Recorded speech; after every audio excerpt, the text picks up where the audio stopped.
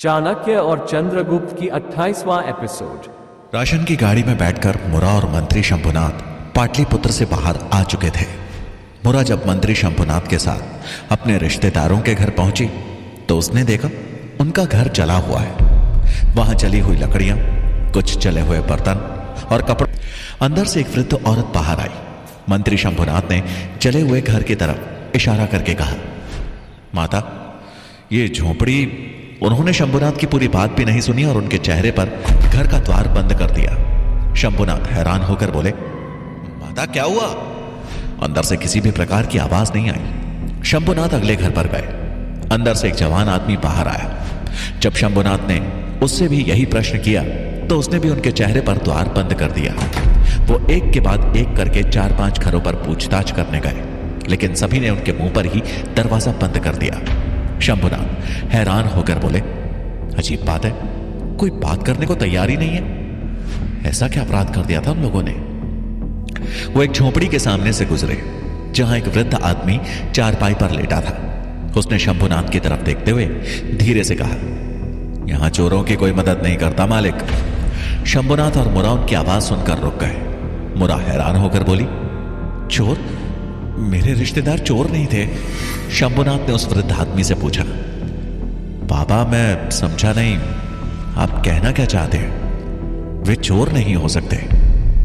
पास जाने पर उस वृद्ध आदमी ने एक नजर मंत्री शंभुनाथ को ऊपर से नीचे देखा, फिर पूछा, आप हैं कौन? इस गांव के तो नहीं लगते। मंत्री शंभुनाथ बोले, बाबा हम उनके रिश्तेदार हैं जिनका वो जला हुआ घर है।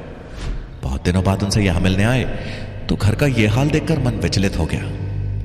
उस वृद्ध आदमी ने कहा, हुजूर, घर की चोरी का इल्जाम था उन पर। 1 माह से ज्यादा हो गया है जले हुए इस घर को। मैंने जलते तो नहीं देखा घर को। उस दिन मैं बाजार में था, लेकिन कानों सुनी खबर है कि आपके रिश्तेदारों ने बहुत दिनों से राजा को कर नहीं दिया था, इसलिए मगध के सैनिकों ने घर को जला डाला और सभी लोगों को घसीटते हुए नगर ले गए। शंभुनाथ बोले, बाबा तो फिर वो लोग चोर कैसे हुए? अगर उनके पास कर चुकाने के लिए कुछ राशि या धन नहीं होगी तो वो कर कैसे चुकाते? उस वृद्ध आदमी ने कहा, सैनिक बोल रहे थे कर चोरी सबसे बड़ा पाप है। उन लोगों ने मगध के कर की चोरी की है और मगध हमारा है, इसलिए वो हमारे लिए भी चोर ही हुए। बोलते हुए वो खांसने लगे। मुरा ने पानी का पात्र उनके सामने करते हुए कहा, बाबा आप पहले पानी ग्रहण करें। उनके पानी पी लेने के बाद मुरा बोली, बाबा कोई और बात बता सकते हैं उन लोगों की? उस वृद्ध आदमी ने हाथ जोड़ते हुए कहा, आप भले लोग लगते हैं, लेकिन इससे आगे मैं आपकी कोई मदद नहीं कर सकता।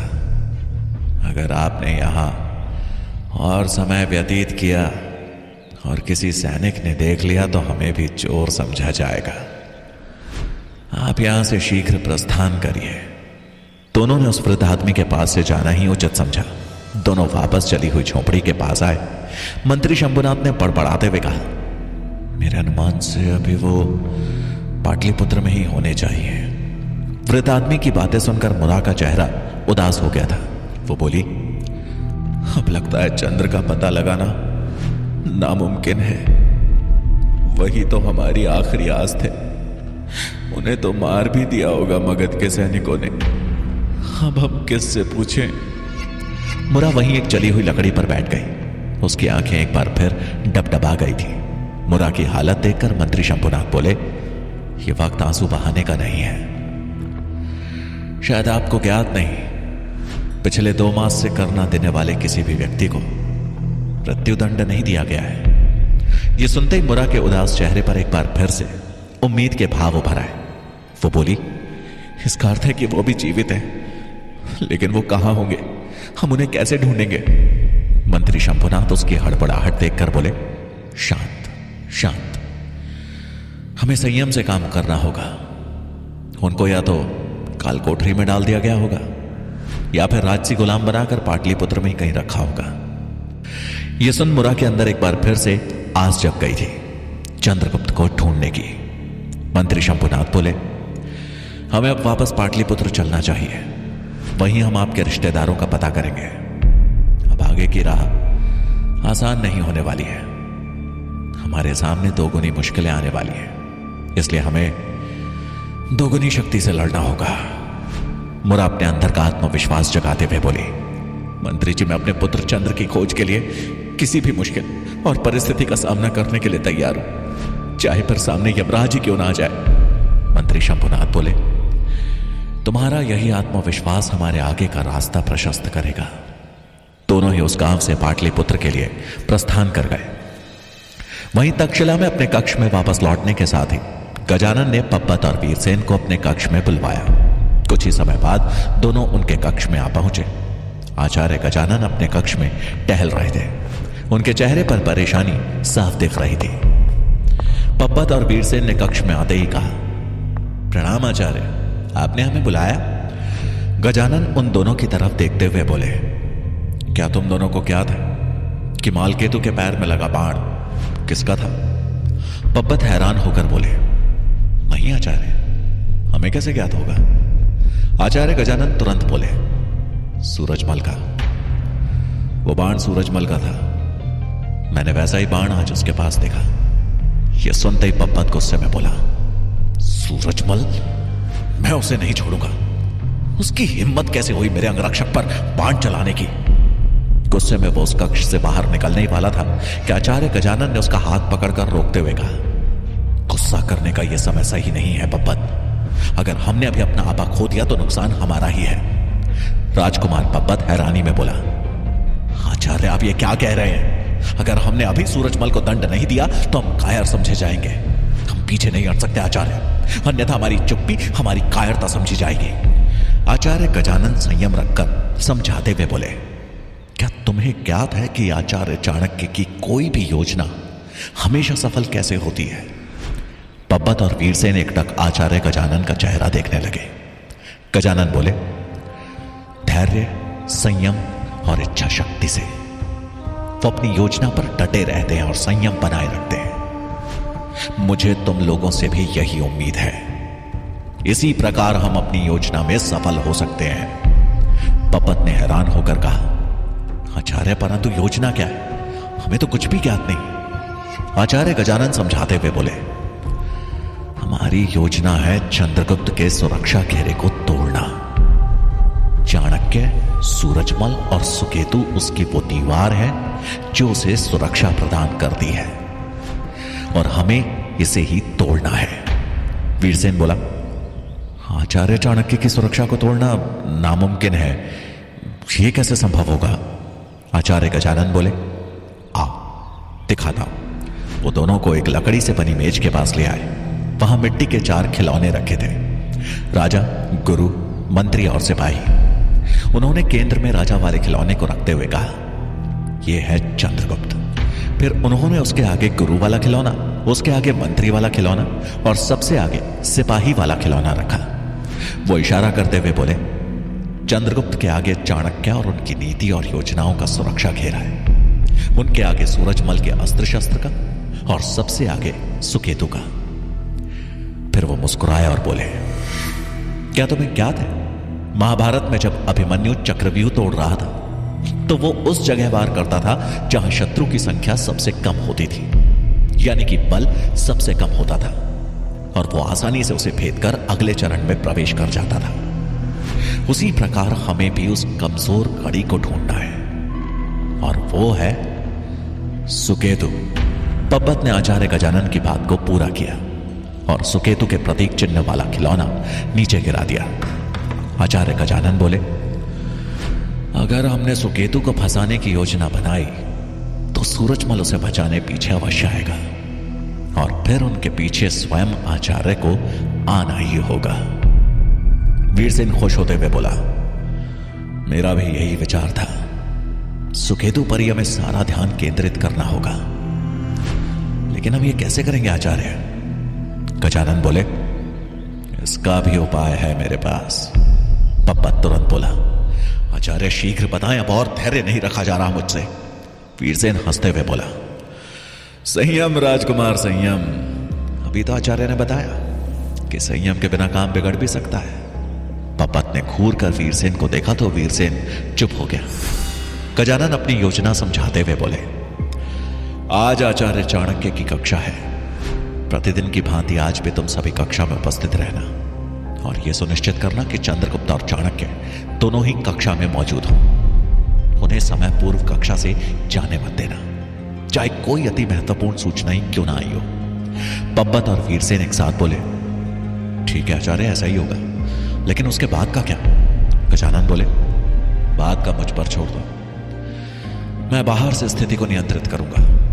पब्बत और वीरसेन गजानन की बात से सहमत हो उन्हें प्रणाम कर वहां से निकल गए। एक तरफ जहां सुकेतु को फंसाने के लिए जाल बिछाया जा रहा था, वहीं दूसरी तरफ चाणक्य, चंद्रगुप्त, सूरजमल और सुकन्या एक कक्ष में मंत्रणा कर रहे थे। चाणक्य सुकन्या से बोले, पुत्री, तुमने डकैतों के खेमे में जाकर वहां हलचल तो मचाई ही, साथ ही आचार्य गजानन के मन मस्तिष्क में भी हलचल पैदा कर दी है। परिणाम स्वरूप उन डकैतों ने अब तक वो स्थान छोड़ दिया होगा और यहां आचार्य गजानन तुम्हारे स्थानांतरण की योजना बना रहे होंगे। यह सुनकर सुकन्या मायूस हो गई और बोली, आचार्य, मैं अपनी गलती की क्षमा पहले ही मांग चुकी हूं, लेकिन आचार्य गजानन, उन्हें देखकर तो नहीं लगता कि उन्हें मुझ पे किसी प्रकार का संदेह है। चाणक्य बोले, पुत्री, भले ही आचार्य गजानन ने जाहिर नहीं होने दिया कि उन्हें तुम पर संदेह है, लेकिन बिना किसी संदेह के वो यहां तक नहीं पहुंच सकते थे। मुझे आज गुप्त सूचना मिली है कि वो किसी योजना पर काम कर रहे हैं।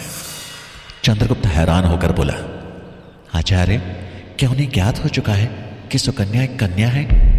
आचार्य चाणक्य बोले, आचार्य, सुकन्या अकेले कैसे कर पाएगी? सुकन्या भी उदास होती हुई बोली, हाँ आचार्य, मैं अकेले कैसे योजना को पूरा कर पाऊंगी? चाणक्य समझाते हुए बोले, स्त्री जब पहली बार गर्भ धारण करती है तो 9 महीने की यात्रा के दौरान वो धीरे धीरे उस दर्द की आदी हो जाती है जिसे कोई भी पुरुष कभी झेल नहीं सकता। वो प्रसव पीड़ा के असहनीय दर्द को भी हंसते हुए सह जाती है और ऐसा सिर्फ स्त्री ही कर सकती है। तुम भी एक स्त्री हो, इसलिए खुद को कभी कमजोर मत समझना। खुद पर अगर विश्वास हो तो वो सभी योजनाओं को हल कर सकती है। सुकन्या खुद को हिम्मत देते हुए बोली, जी आचार्य, मैं कोशिश करूंगी कि आपको निराश ना करूं।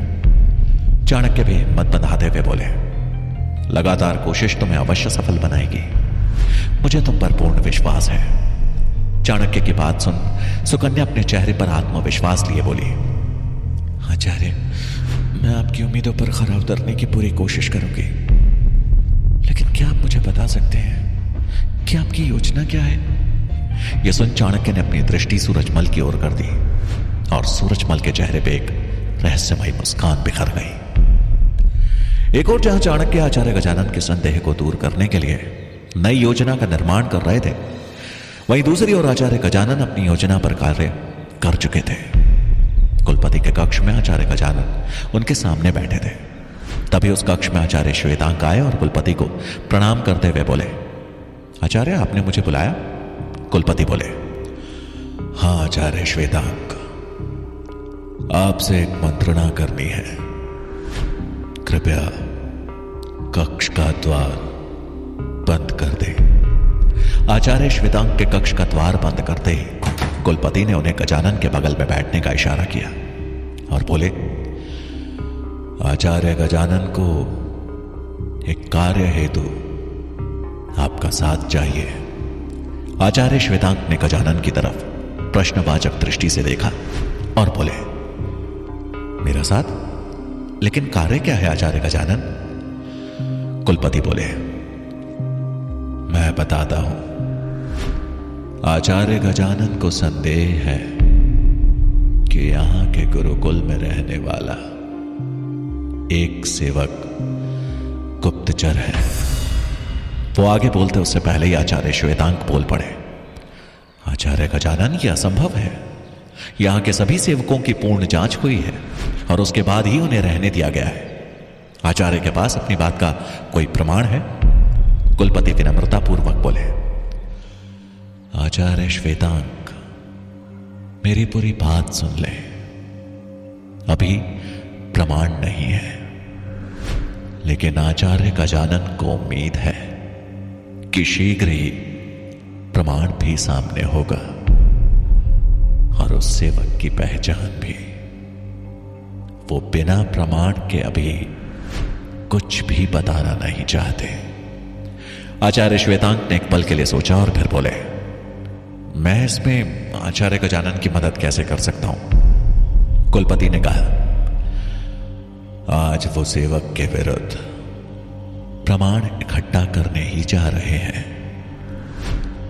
वो चाहते हैं कि प्रमाण इकट्ठा करने की प्रक्रिया पूरी तरह से निष्पक्ष हो, इसलिए वो आपको अपने साथ ले जाना चाहते हैं ताकि कोई भी इस प्रक्रिया पर संदेह ना करे।